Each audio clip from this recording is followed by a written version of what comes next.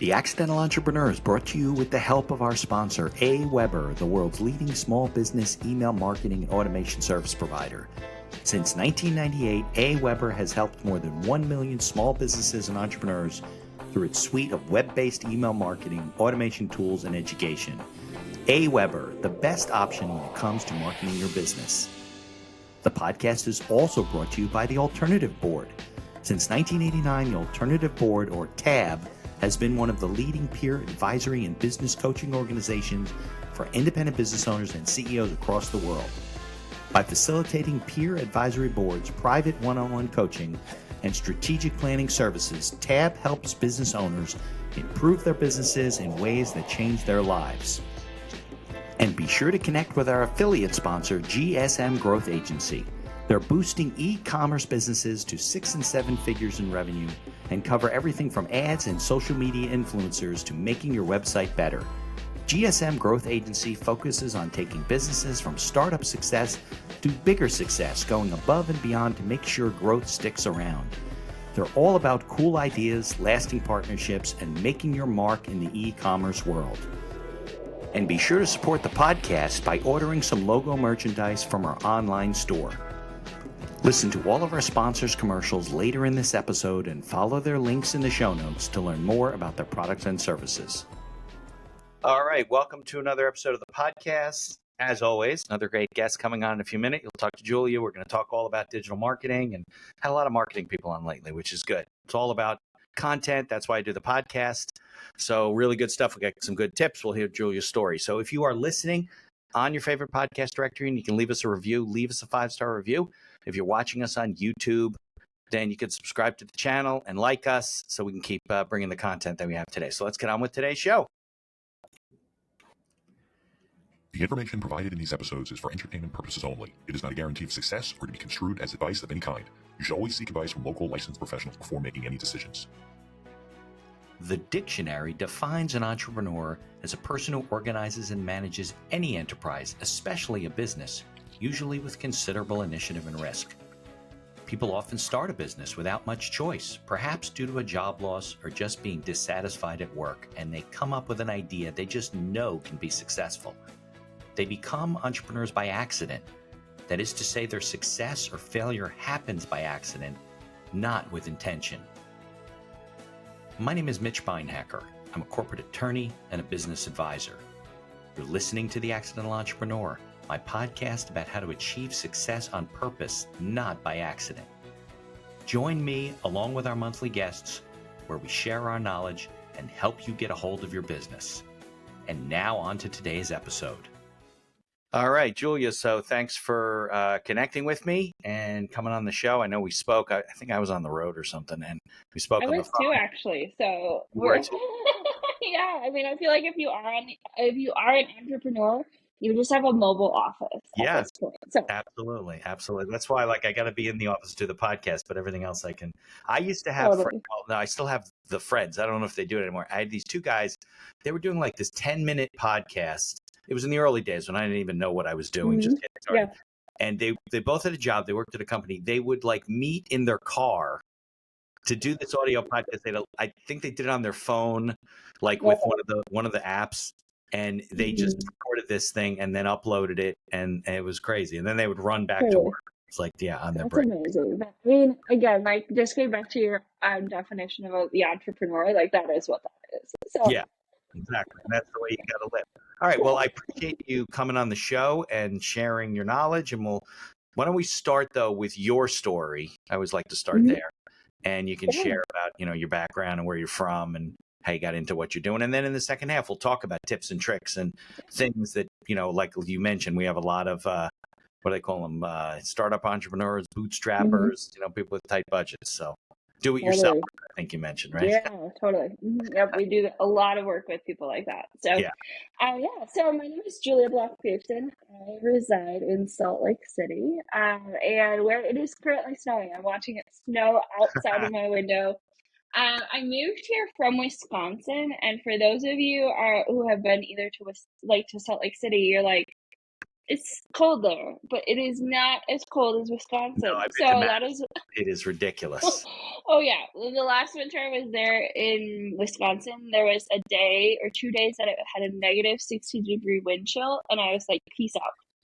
What I love about Salt Lake is you can see the snow in the mountains, Living in the and it tropics. looks right, like it's beautiful up in the mountains. Salt Lake's I've been there too. It's like in the valley, and you got all the mountains around you, and Yeah, so yeah. I live in Salt Lake with my husband and our 20-month-old daughter, who, for all my parents out there, has officially entered into like what I like to call toddler teenagehood. And to me, I talk to my friends with teenagers, and I'm like, it's one and the same. One just has more words than the other. Yeah, well, I So got 3. My youngest is 18, but 18 years. So, yeah, it's a little different dynamic. It's not that. It's still yeah. frustrating as a parent. Oh gosh, yeah, it's an adventure. Yeah. Yeah. So But wait, maybe, 20 months, she's 20 years, and she won't want anything to do with you. She oh want all your gosh, advice, all your support when nothing to do with you. That's just the way it is. yeah, it's crazy. Oh my gosh. Parenting is a trip. It's the biggest trip I've been on. Definitely. So yeah. So I'm the owner of Stratos Creative. I founded it back in 2018. Okay. I really relate to even like your description of the accidental entrepreneur because I didn't go out to do this on purpose. I definitely knew that I was going to be an entrepreneur at some point. So I knew that that was in my future. I had had an experience with direct sales, and I was really good at it. The company that I worked with was not necessarily above board, so I left that, went back to the nonprofit world actually, which is where I started. And while I was in the nonprofit world, I was always the youngest person on our team. And so I was automatically put in charge of our social media and website. So That's what you do, right? when you're the baby, that's what you get to do. You were doing all marketing at all these companies.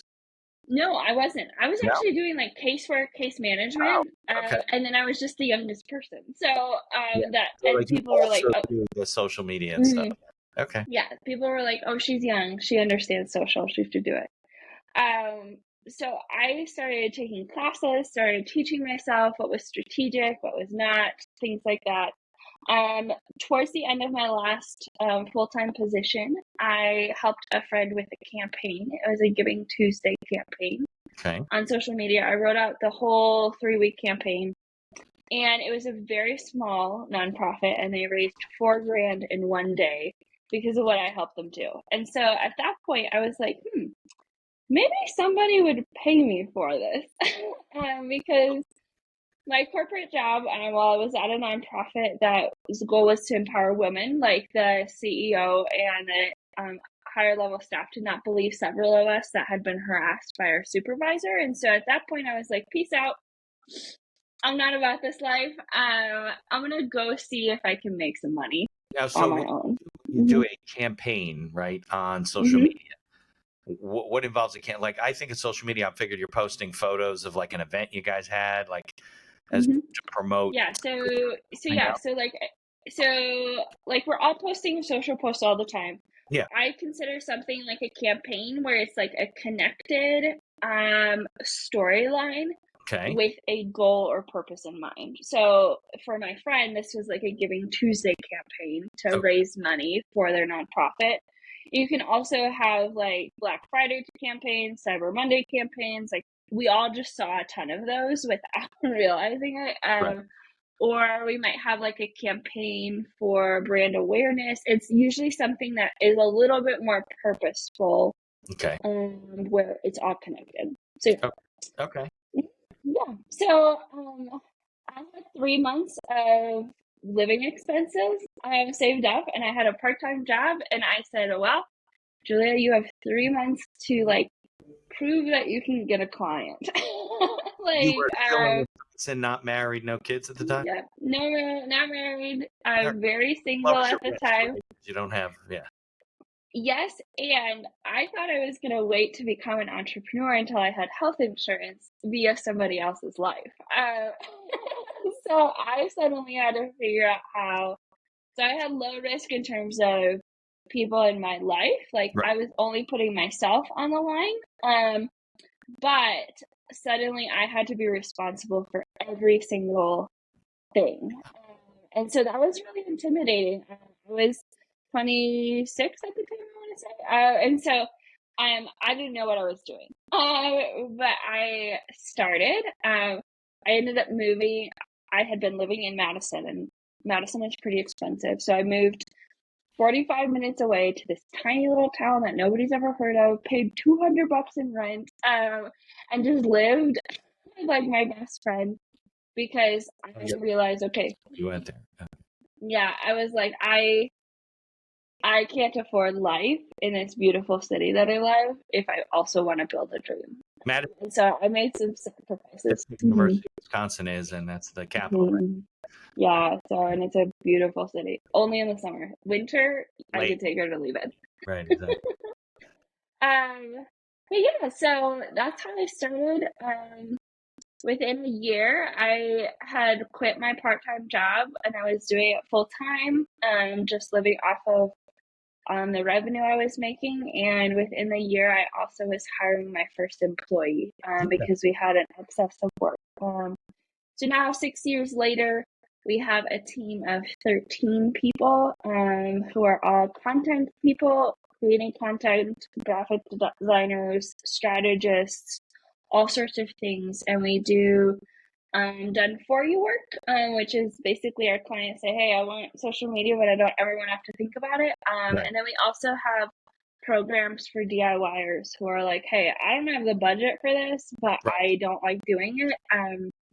And so we work with them too. So that's kind of where we're at. There's been like a ton of evolutions like in the process, but it's been a really fun and very fulfilling journey. So your people are mostly virtual. They're not in an office or anything, right? Yeah, everybody's remote. So we have people in like 5 different states. So which is the worst for payroll. So for any of my fellow entrepreneurs who are thinking about hiring, don't do what I did. Like hire all in one place so that you don't have to register with a ton of state taxes. But yeah, it's worth it. I love these people. So they're working in the state in which they're located, right? Yeah, so you have to register your business in every single state. So like it's like their home office is your office location. You're doing business in those places. Yeah. Right, exactly. So when you got started, how did you, you didn't have any clients, right? Because the companies you came out of, they weren't your clients, right? So no. How did you let's talk about that because you mentioned before sales you kind of took to, it was comfortable. A lot of people it's not so comfortable. So how do you wake up one morning and say, okay, I got nothing. I'm paying $200 in rent, live with my friend. And how do I get my first client? Yeah. So I feel very fortunate to have had a huge network by the time I went and started. So I had built like a ginormous network of people because of my previous positions. And I had stayed in touch with a lot of them. And so when I started, I honestly just started telling people, I was like, hey, I'm doing this. I have no idea what I'm doing, but I can guarantee it's pretty cheap right now. So give me a check. Yeah. And so so that's how I started growing. I will be honest, like the prices that I started with are probably a fifth of what we charge now. And that just like is part of the journey in my opinion. I just knew that I needed to have clients to pay bills. And so I only have one client that has stuck with me for 4 years.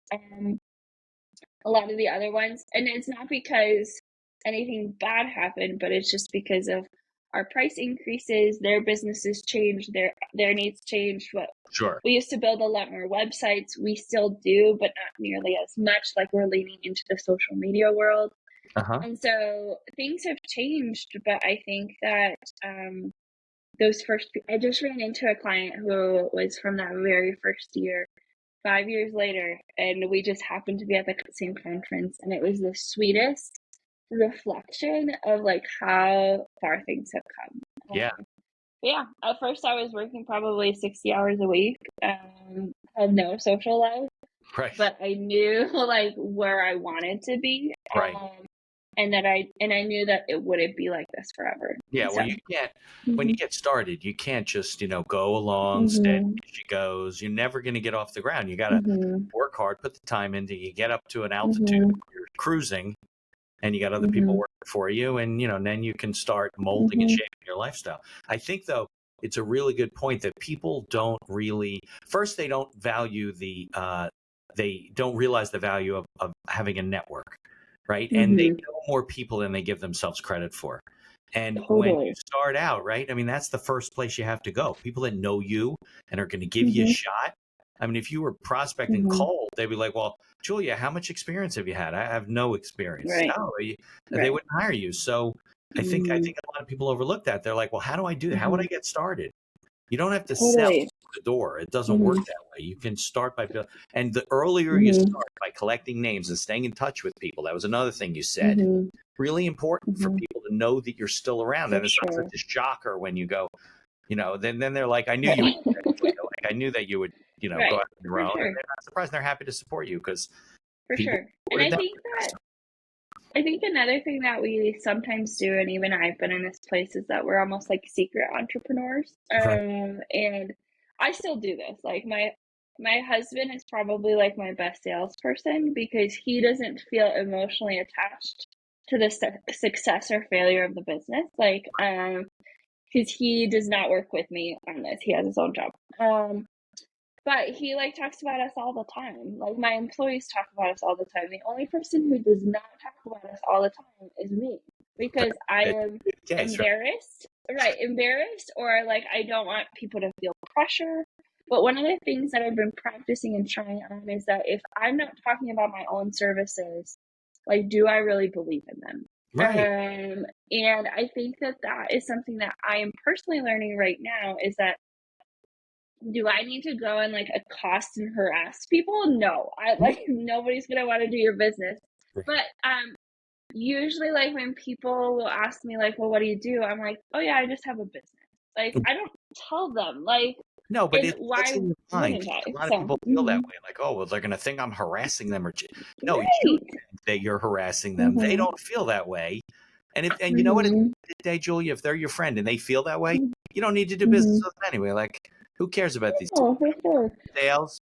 I used to Mhm. feel like, well, if I had a store and I was having a grand opening or something, let's say we're selling Mhm. sneakers, so I don't know, and you Mhm. call your best friend, and the first thing they say is, I don't really need any sneakers. You'd be like, I don't care whether you need sneakers or not. I want you to support me and come to the opening and Mhm. be there and show support. So Mhm. you're like, well, I don't need friends Right. like that.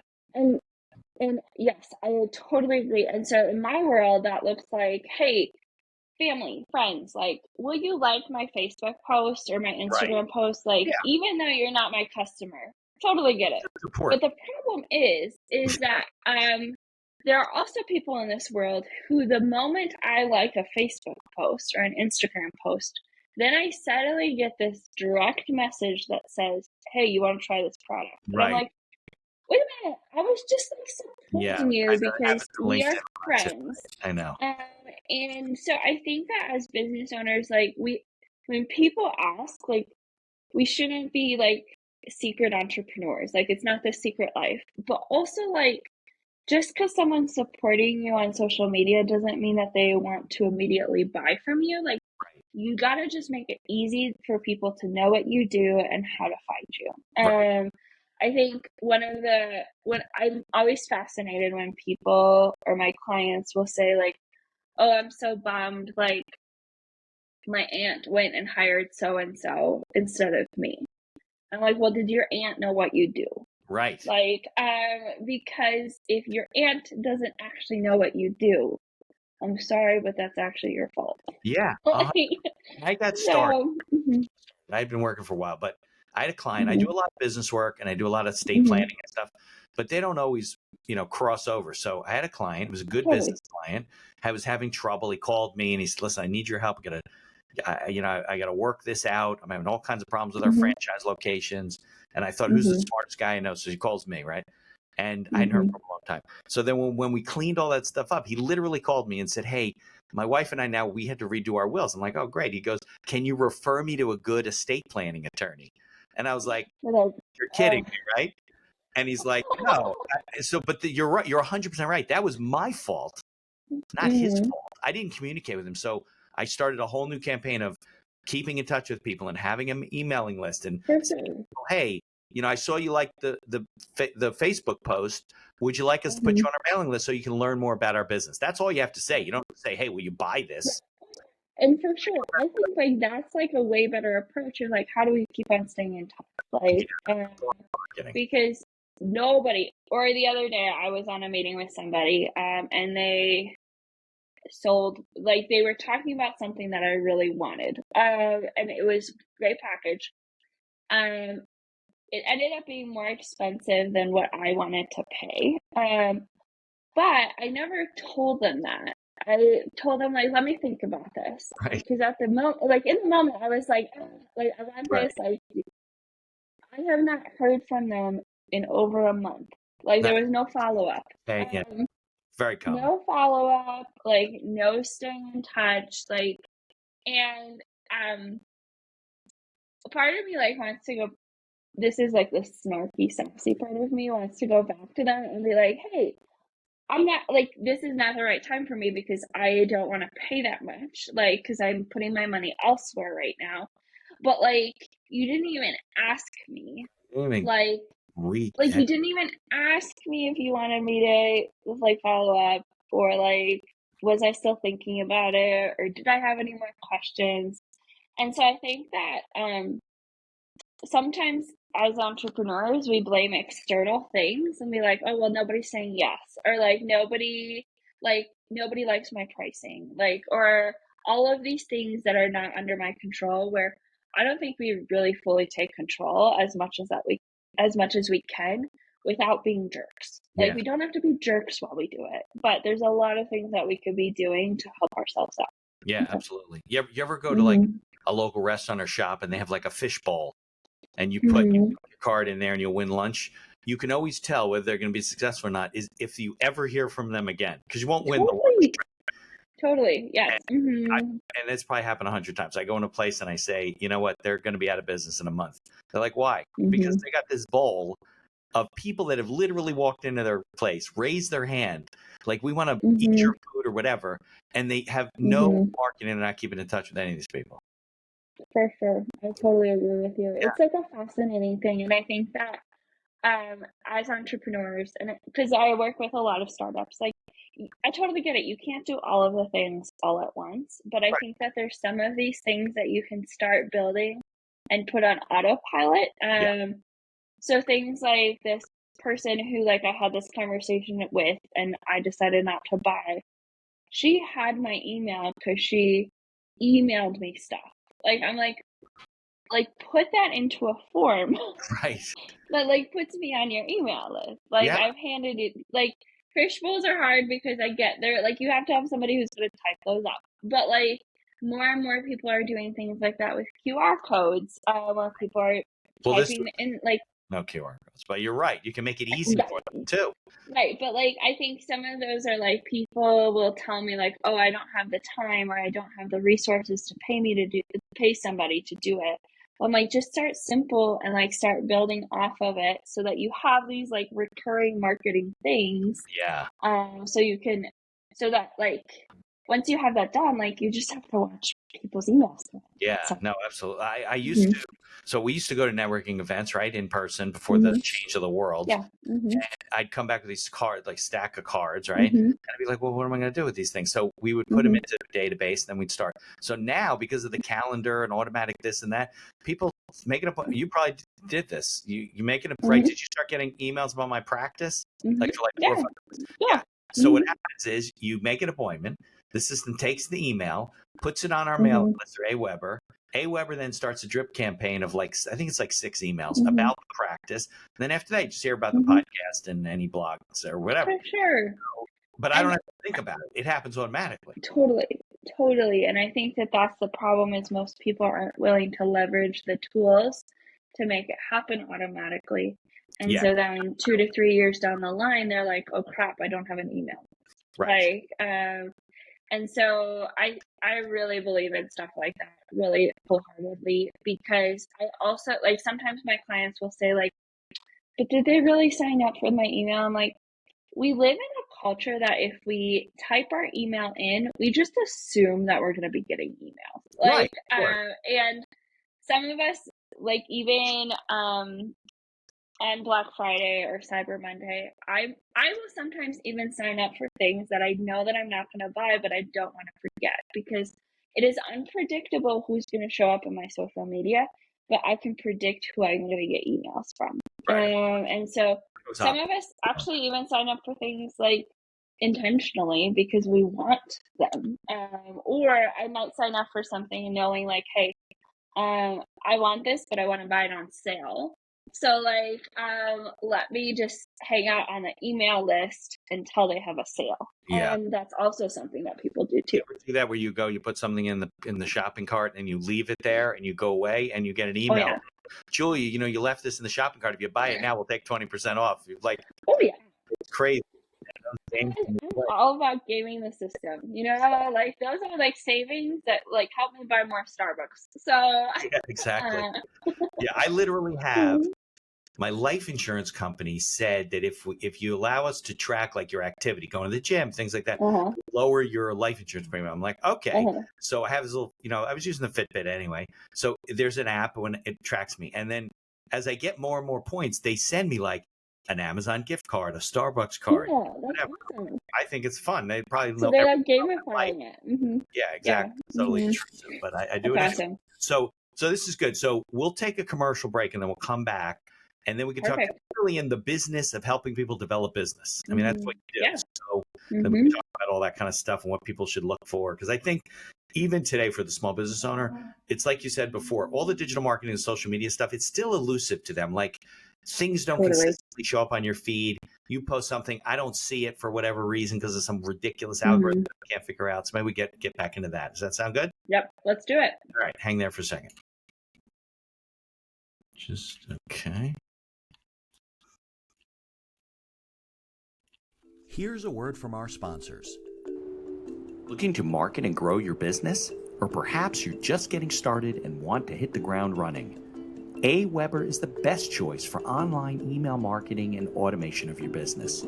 From maintaining a subscriber list to drip campaigns and landing pages, AWeber gives you tools and integrations that make marketing easy and fun. As our partner and sponsor, we use all their tools to promote the podcast and market our law firm. AWeber, the best alternative for online marketing. For over 30 years, the Alternative Board, or TAB, has built a thriving community of forward-thinking CEOs and business owners who want to radically improve their companies. Through unique combinations of one-on-one business coaching, participation in monthly TAB board meetings with other non-competing owners, a suite of strategic tools, and customized strategic planning workshops, TAB membership can deliver greater strength to your business and a better work-life balance for you and your family. All packaged in a streamlined and affordable service that the people at TAB invite you to try risk-free. Are you struggling with managing advertising due to a lack of time or expertise? Perhaps you're facing challenges in scaling ads for your store. Are you feeling lost when strategies have no success? GSM Growth Agency is your reliable partner in overcoming these business challenges. Feel the impact of collaborating with a team dedicated not only to short-term goals, but also to building long-term partnerships and achieving sustained success. Embark on an exciting journey to redefine the possibilities of e-commerce and create a legacy of unparalleled excellence. Take decisive action now. Follow their link in the show notes to receive a complimentary audit of your Shopify store conducted by a GSM expert. Propel your e-commerce game to new heights with GSM Growth Agency. Follow the link in the show notes to learn more about all of our sponsors. And now back to our show. Julia, we are back. All right, so let's get into all the, digital marketing and stuff. Sweet. And what you do for, how you do it, what you can do yourself, what you shouldn't, when you should, hire somebody like you. Tips, tricks, things you see people do wrong all the time. That would be a good one. Yeah.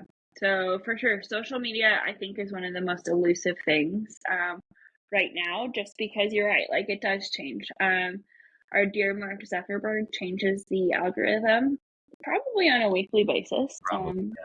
I realize he's not actually doing it, but So, his team is. And so when people tell me like, oh, I don't really know what to do on social media, I usually say, me either. Like, and I realize that that might not give you confidence, but I can tell you that we're managing 30 plus accounts, so we know what we're seeing. right. And so that is like the benefit of hiring an agency or a social media manager who's managing a lot of accounts, because they can see tips and trends. One of the things that is really important to me is cross-pollination. So taking something that's working for one client in one industry and then trying it out somewhere else. Or taking strategies that are working for our clients with massive amounts of followers and then trying it for the people who have little followers, and vice versa. And so that's honestly like the biggest benefit. Other than just not having to think about it. Most of the people who I talk to, the first thing that comes out of their mouth is, I hate social media. So like you hear these statistics. I heard somebody tell me you should post every 50 minutes. I'm like, every 50 minutes? I got to work. I got to do client work, So for sure. I No, don't that's do once idiotic. a day, a couple of times a week. I mean, it's great. Right. We have like very much, so we have this, what we've tagged and what we're developing as humans first, workers second sort of curriculum. And we use it with social media, where we are like, you as a business owner are a human first and you're a worker second. So like, how does social media actually support your business? I would never in a million years tell anybody to post that much. I also don't really tell our people to post more than once a day. Like, that's a lot. People who need to post once a day are people who are making money on social. So people like influencers or e-commerce or things like that. Most of us who are in service-based businesses, we just gotta be out there. Right. And so more and more, we're working with a lot of smaller businesses who honestly just need proof of life. More, especially with still in business. Yeah, more and more Gen Z and millennials especially Gen Z and millennials, use social media to validate a business. Some of them even use it to Google, like to search for businesses. So instead of Google, they go to Facebook, they go to Instagram, because they're looking for something. So if you do not show up, or even maybe you're on Google, but then your Facebook hasn't been updated for 2 years. Right. That posits questions. Does that mean like you have a problem? No, you might be totally fine. You go But to it LinkedIn, posits 50 followers and no photograph, Right.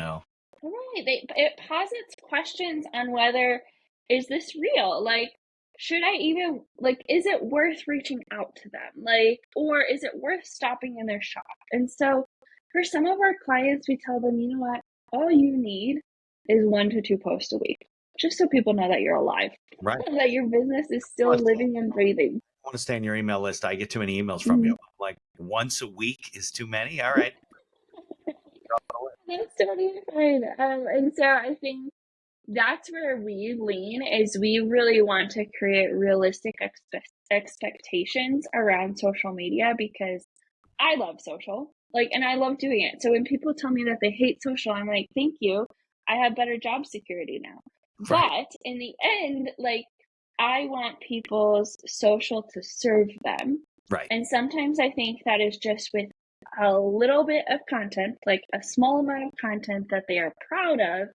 And then other of our clients were like, no, we want it to bring in leads. And so you have to figure out first and foremost what you want your social to do and what you expect it to do. Because I think that so many people get frustrated because they have better things to do with their time. And so social falls by the wayside, or they get disappointed because they have such high expectations right. that social is going to save their business. And social is not a miracle worker. It is like the farthest thing from a miracle worker that you can find. Email is way better in my mind, but social media is still important because people expect to see you on there. Yeah, and you got to work at and figure out, and then it changes, right? I mean, that's why we're people who do it regularly and do it with a lot of clients. Yeah, in and advance.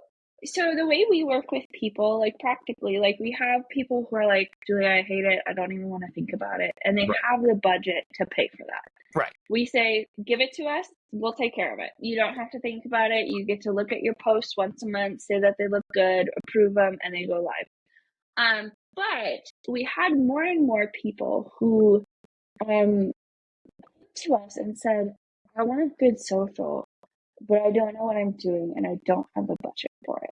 Right.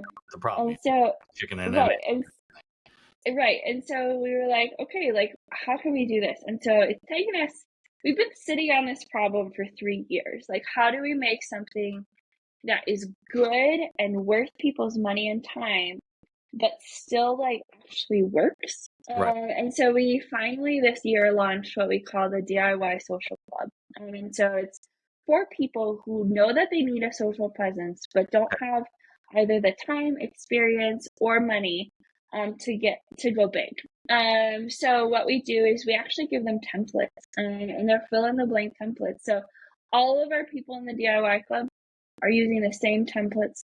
None of their social feeds look exactly the same because they're customizing all of them. And so you get personalized social media made by people who know what's working and what's not working, without having to pay for it. And the reason it's scalable and cheap is because we can make those templates. And so they come with both like the caption templates, and then we also make graphic templates, and then people can plug their own colors. Right, and then if it works and they start getting off the ground, they start getting some following, then they can ship it off to you and say, I want to do this. Totally.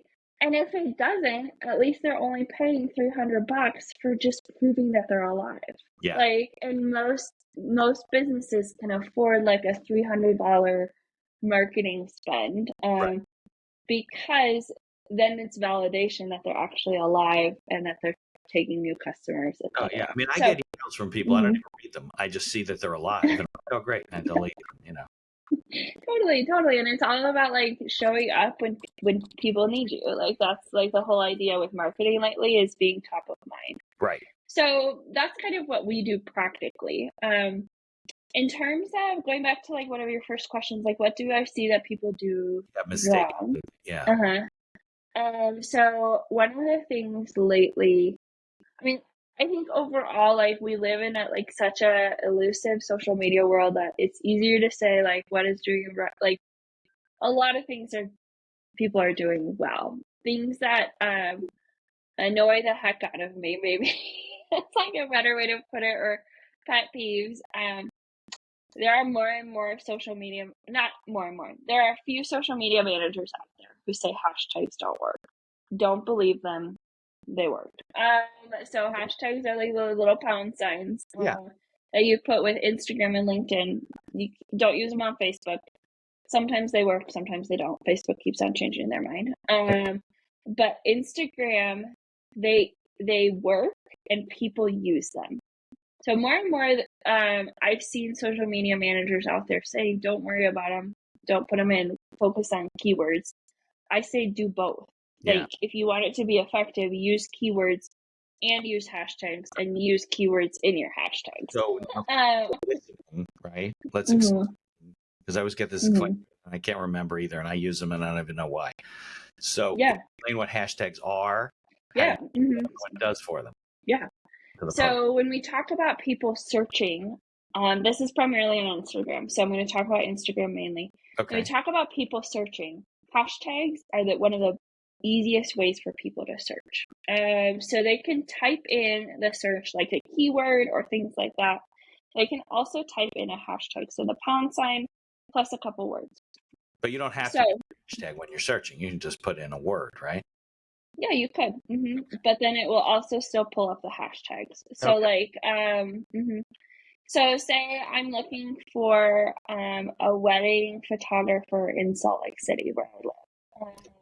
I might look up hashtag wedding photographer SLC or SLC wedding photographer. Okay. And if I am a photographer and put that hashtag on my post, it will come up like with all of the other ones that have been tagged with that.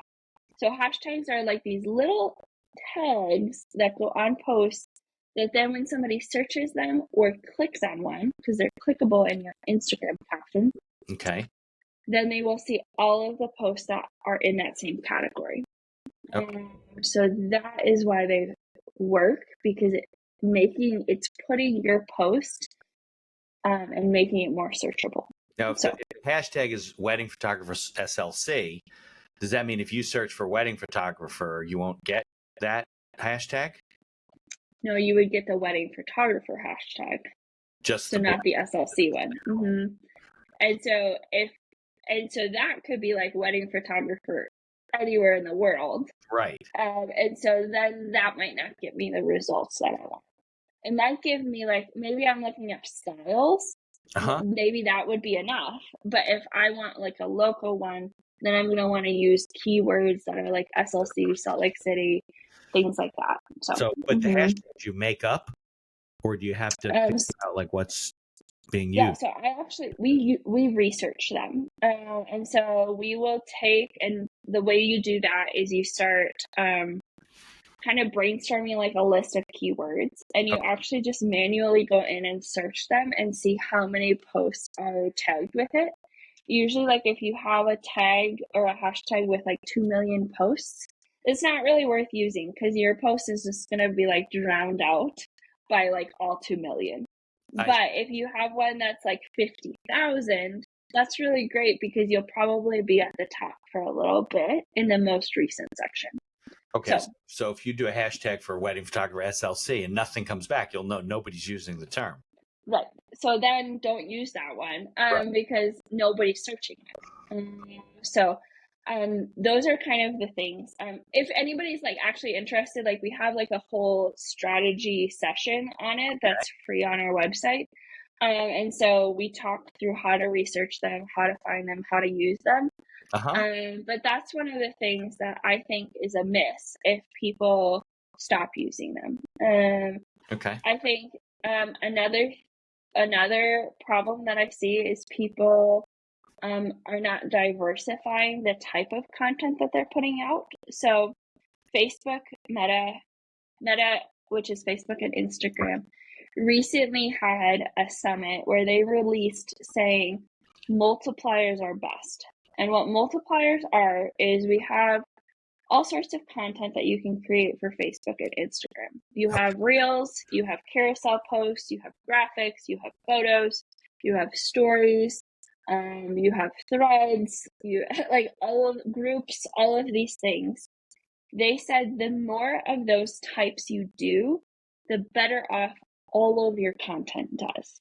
So if you content, so if you take like a blog post, you should be putting in those different. So you could do that. So that's what I would call repurposing. That's another one that we love because you're in essence just reformulating the content and putting it out in different ways. But what I'm talking about is just doing a variety of types. So maybe like your carousel is about topic A, your reel is about topic B, and then you have like a story about topic C. Because you're using all of these modalities, it's multiplying the effect. Whereas if you were only ever doing stories, then you're only ever going to get, and it makes sense. Like then you're only ever going to get stories results. Like, but if you have reels and stories and people watch your stories, then the algorithm is going to say, wow, this account must be important. Let's make sure more people see their reels. Yeah. So in essence, you're getting more and more watch time. I think people 50 or older, like my generation, a little bit older. I think we think of like Instagram as the platform, and then Facebook's the platform, and LinkedIn's the platform, whatever. But there's like platforms within the platform. Like you have to know. Totally. Like half the things you mentioned to me. I've heard of reels. It's kind of like, what's stories? Stories? 6 ways to post on Instagram is ridiculous. Yeah, stories are when you log into Instagram and you've got the little circles at the top. Those Yeah. are all stories. So, So so probably everybody listening. Oh, go ahead. I'm sorry. longer than reels, or are they different? So stories disappear after 24 hours. So it's like Snapchat on crack. Yes. Okay. So really, and don't tell Meta that I said this, but most social media managers will agree. Instagram and Facebook does a really good job of borrowing / stealing from everything else. So um, stories is modeled after Snapchat. Right. Reels are modeled after TikTok.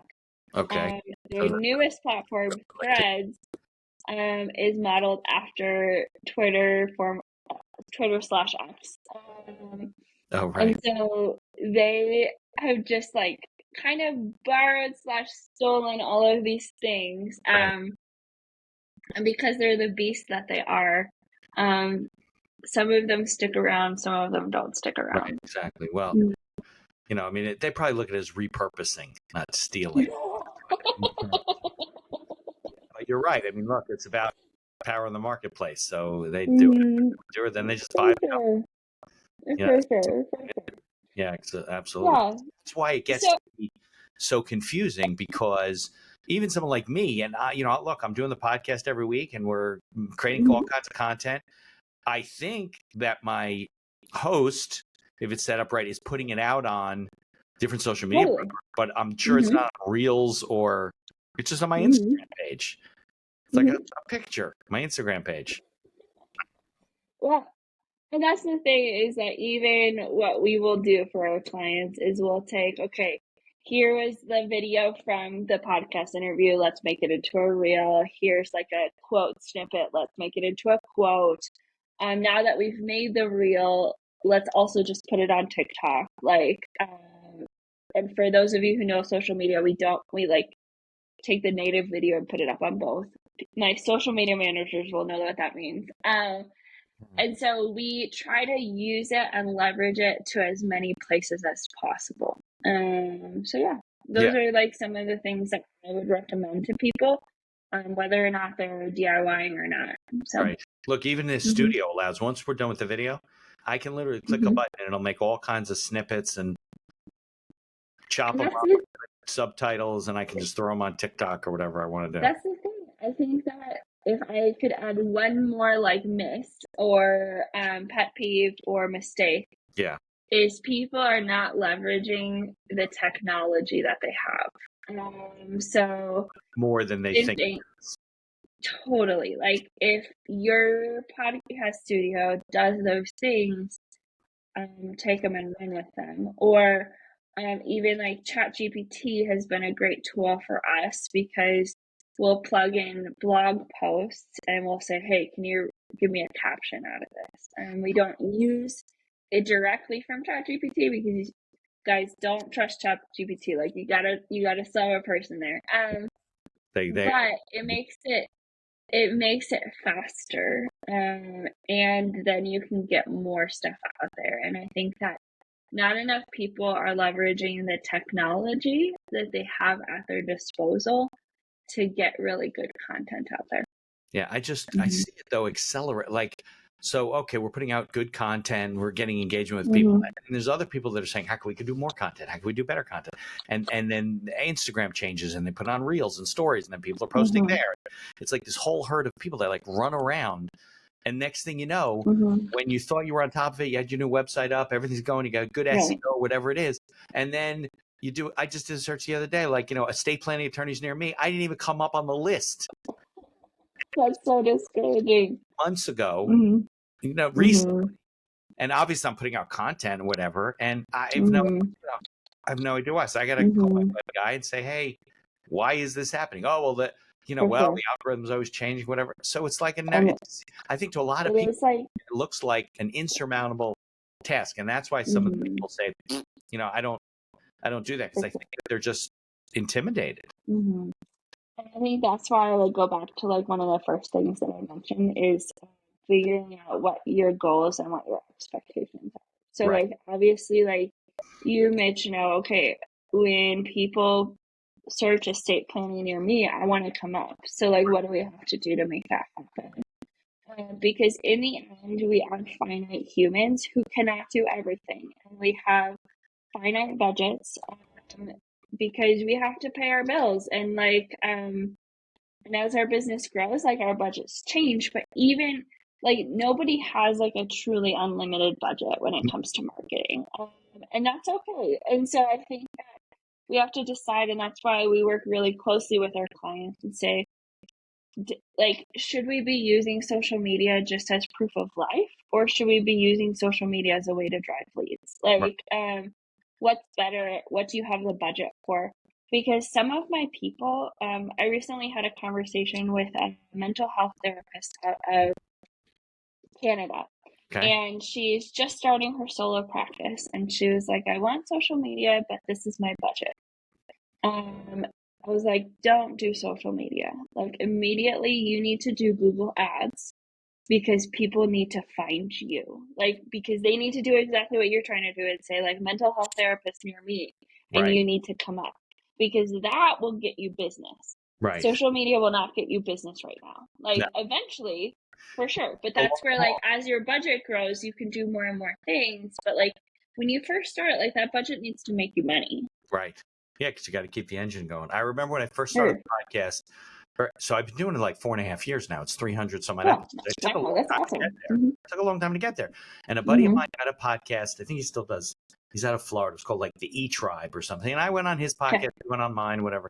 He said, you know, if you just keep putting out content and just keep producing episodes like magic, it'll happen. And I don't really look for guests anymore. I mean, I met you through probably Podmatch or one of the booking. They contact me every single day. I got in this morning, there were 5 more in my box because once you have certain amount of episodes, a certain amount of content, you, like you said, proof of life, people think like you're real. There's a lot of podcasts, but very few of them go like beyond like 10 episodes or whatever. People peter out. For sure. You know, I think also, and maybe you have some thoughts about this, I think people have to kind of build their little infrastructure, the way they're doing things in a way that they think that they could keep it going for a long period of time. I think people get all excited and they're going to post and this and that. And they, you know, Julia, I'm posting every 2 days and whatever.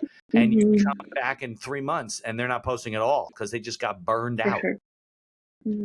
I think I would take consistency over quantity any day. And I think that that rings true. And I've seen it ring true for my business and I've seen it ring true for our clients. So when I first started, I did not have an email list. And then finally I was like, oh, the cobbler's kids have no shoes. Like, I need to, like, here I'm preaching about. You just didn't have them on an email list. Right. Right. And like, or like I have time to do all of my other clients' emails and social media, but I came last. Right. And for me, it took hiring another person to get it done. Like my first employee, she is the only reason that we got stuff out the door. But we've been sending a weekly email for probably 4 years now. And we make so much money off of it, but it's because people expect it, people like it, people respond to it. Like top of mind. I got a $20,000 contract out of one email that we sent. And so that's where if I had to scale back, that's the thing that I would scale back last. Because I know it makes me money. And we have been consistently doing it. And so it's not necessarily about doing it a lot. It's about doing it over time, because then I think you can also trace back, like, what is actually making me money and how do I make those decisions? Right. So, and you don't know when somebody's going to need your services or what's going to come up. And if they heard from 3 days ago, like within the last week is fine. They'll be like, you know, call Julia and her company. They can definitely handle this. Or somebody comes to me and says, hey, I need a good marketing person. Who do you know? And I just heard from you 3 days ago, you know? For sure. Exactly. And I think, and the last thing that I would say with that is just making sure you're really clear. Going back to, like, if you didn't tell your aunt what you do, like, then it's your fault if she hires somebody else. Right. But you need to be really clear and concise. Like, I feel like, I know you told your story about, like, your person not knowing that you did estate planning, but it's not like you have to like be like, well, here's the list of all things that I do. You really have to say like, hey, anytime that you need law for your family or for your business, come to me. Like, and so something that is that simple, that's like, hey, when you hear somebody needs law, like a lawyer, I just want you to tell them to go to Mitch. Right. Like, it's taken a long time to get there, but you're right. People call me for things I don't do all the time, but I refer them to colleagues and I make sure they get taken care of, and they appreciate it. And that's exactly what happens is people will tell their friends, like, you need marketing help, go talk to Julia. People come to me all the time, like, yeah, we don't do that. But here's so-and-so. And I really think that there are karmic powers that like bring that back to us. But I am happy that people know me for marketing, because then that's where they send it. We had a really, really cool experience. Like just this past year, we narrowed down our mission that it's to help business owners improve their relationships with social media.